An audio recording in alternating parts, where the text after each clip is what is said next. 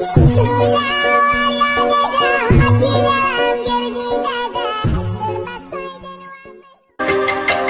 لعنت به صداش، یادش بخیر چقدر گریه کردم براش.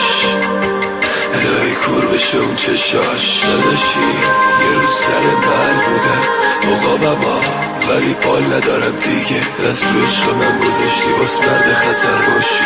مهراب دیگه یه جونتو میگیره. رجز میخونم براتم با قلبم کبابه. داداش خودمونیم امشب حالم خرابه. برو دستشو بگیر قلبت سلامت. عشقم دست امانت. تو این مدت نشد یه جا اسمش بیاد و تیغ دستمو نبره. یادش بخیر قلبم چه شوق و ذوقی داشت. عشق لرزنده است پات لیز نخوره.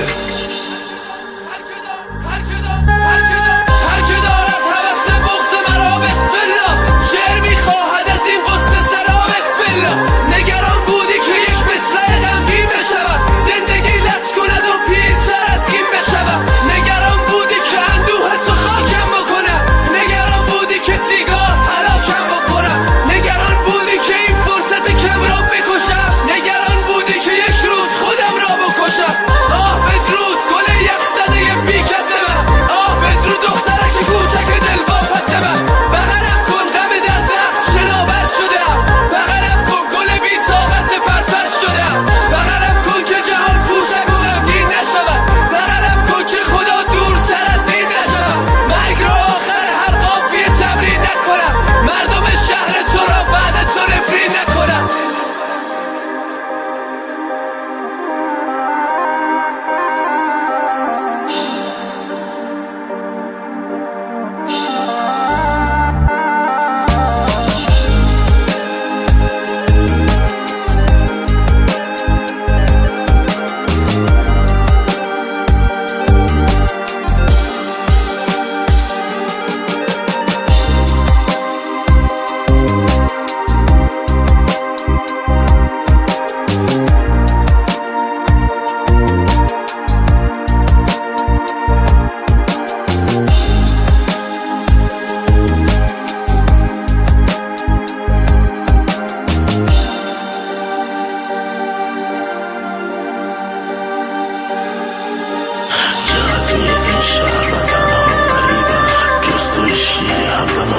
عزیزم کجا برم که منو یادت نندازه. به هر جا نگاه میکنم واسم خاطر سازه.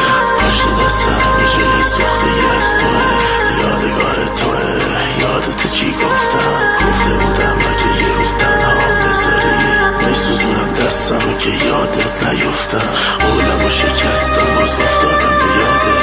لعنت به این دلم که بدجوری میخوادت. عمر جوانیم رفت حالا چی مون واسم جز قلب داغون که میدونم نمیاد به کارت.